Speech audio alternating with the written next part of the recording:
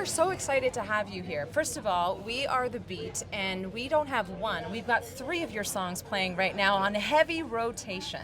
Love that. Love it, and we love it too. So when I think of Teddy Swims, I think of 2024 summer for me, because you guys, I mean, your music is just That's hot. Yeah, Let's it go. is. Yeah. So what is it about your music in 2024 that puts you on the map so hard? I'm not quite sure.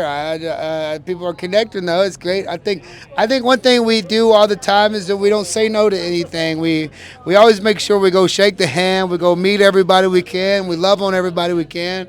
I think the thing is that in a world where 100,000 songs are coming out a day, unless you get out there and you put it in people's faces and you shove it down people's throats and you come make real connections with people and you love on people like the way just love on people. I think people would rather their friend win than somebody that slid across their desk in a folder. And I think that's one thing that's really helped us out is being a person. Yeah. You're totally winning, though. You really are winning. I don't know which song I love better, Lose Control or The Door. Which one is your favorite? Is that like picking your favorite child?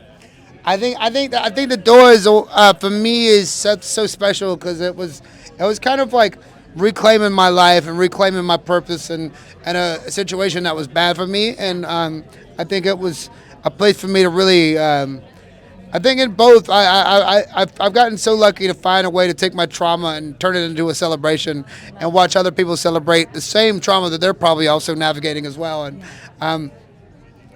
I'm grateful for just the opportunity in both at the same time. I'm very grateful, very, very grateful. I don't want to lose you, baby. Come on. Cause I can't take this thing no more. Hey, I love that for me. You're Thank amazing. you. Yeah, thank I love you. it. Thank you. And that is definitely going to go viral. Okay, so you are here in Montreal, first time?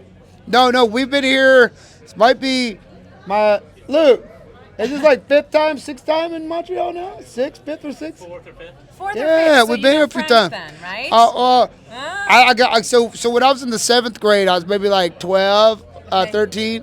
I learned, of course, Je m'appelle Teddy Swims, and then un, deux, trois. I know 3. I used to know up to 10. I know C's and D's is like 6 and 10 still, right, yeah. but I was better. I was better back in my heyday when I was in 7th grade, But So is that your favorite French word? Is numbers or je m'appelle? Or do you have one? C's and D's is hot. I think it's hot. That's your next album is going to be called Cis and Zis. Yeah, 6'10". Okay, so you've been traveling a lot. The tour's been going really well. Yeah. What do you bring with you from home to keep you connected and keep you close to that? My babies, man. I got luckily enough to travel the world, doing the best job in the world with my best friends, and I keep them with me, man, no matter what. I have such a good foundation, and as we're navigating this rocket ship together, we're together, and I think that's always keeps it feeling like home, no matter where we are. I'm always home, so it's I bring my best friends everywhere with me. I'm so lucky to do this job with them. Yeah, and you do it so well. I'm looking at your tattoos. I only have one tattoo, right? What was your first tattoo that you ever got on your body? So I got it covered up. It's now this thing, like it's like a. What is that? It's like a tiger, samurai thing or something. I don't know, but I was 16 and it had like it was a cross with my last name in it. My real last name says Dimsdale, and one banner, and then another little banner that says established 1992. Such a douchebag tattoo to get, but I just wanted to get tattooed, right? Right. And not that I'm the one to take tattoo advice from, but I think maybe 16-year-olds are too early to take. By the time I was 18, I was like, I'm a completely different person, So just don't get tattooed at 16, Which one is the last tattoo Which one is the last tattoo you got? This one right here. So there's and I was in Australia. My friend Lauren Windsor. Is that a teddygram? What? So in Australia they have these things called tiny teddies, and they're kind of similar to teddygrams, but they're like a same cookie, but it's called tiny teddies.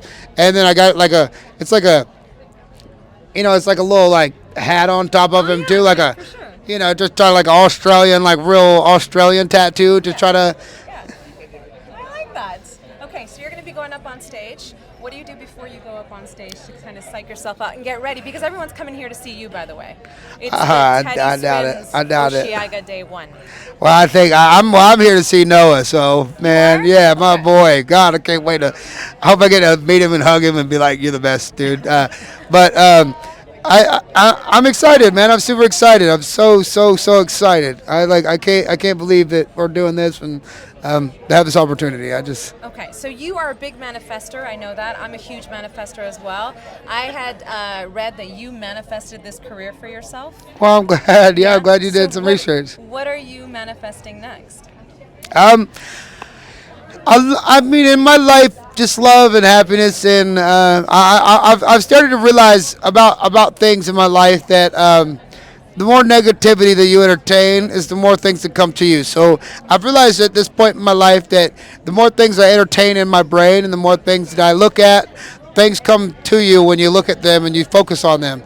And so I've been in this one phase of my life, and I think this might be a phase, but I think it's something where I'm just entertaining, not thinking too hard or making plans. Because I think in my life, there's so many people now that are making plans for me all the time. Like my next 2 years is already kind of figured out, and then one little wrench gets thrown in the plan, and then my poor manager, my best bud Luke, has to like figure out the next 2 years. Like we was on the fight yesterday, and he's like kind of reworking the entire schedule based off of like one thing that went different. And I was like, I think now all I'm trying to do is entertain look at only things that make me happy and feel good. And because I know whatever I'm looking at makes me feel good, and whatever feels like strong and right, my gut is right 100% of the time. And I always think my gut, if it feels good and it feels right and it feels like it belongs, like it feels like where I should belong, I'm just trying to get more in touch with my gut feeling a lot of things, because there's so many times where I've had relationships and people in my life where I checked my gut and was like, this person might be bad for me, but I want to give them the benefit of the doubt. So now, always do that. yeah, but now I'm just in a spot where I'm just trying to say if this makes me happy, I'm just gonna follow this and see what happens and see what fruit it bears. Because if you put your eggs in a basket that makes you feel happy, I feel like it bears a lot more fruit. And so I'm just not making as many plans anymore. Yeah. And just trying to just accept what life has and see what I can work with, what life brings. I love where you get all your motivation and your insight from. Like, what is it inspiring you these days? Because you seem to, obviously, you have lived a life. You could tell, and you're singing through experience, you're writing through experience. So what? I mean, I know you said you're just, living in the moment and stuff like that. But what has been a really good lesson for you?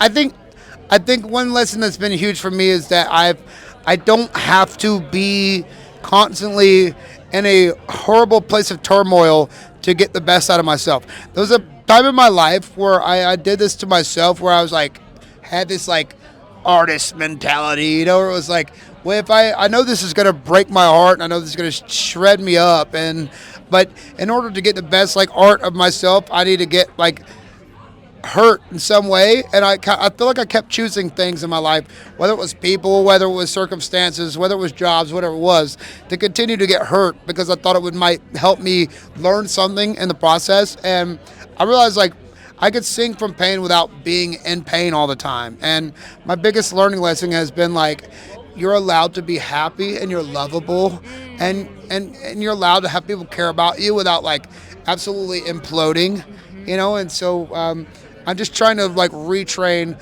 I guess, unlearn some things and learn some things of make new pathways in my little brain to say that you deserve happiness and love, and that's been a huge thing for me this year, that I'm just trying to I'm trying to get out of the way of life and just let life because it usually wants to give you good things, but if you're over here entertaining negativity, then your life becomes negativity. And there's also positive and negative things, but let's just focus on the things that are the good things. I hope you've been feeling the love this last I sure year, do. right? I hope you're feeling the love here from Montreal as well. Okay, we need to shout out and send the love back to Montreal. Can you give us a shout out hey, I'm Teddy Swims and you're listening to The Beat 92.5? Yeah. Okay. Hey, I'm Teddy Swims and you're listening to The Beat 92.5.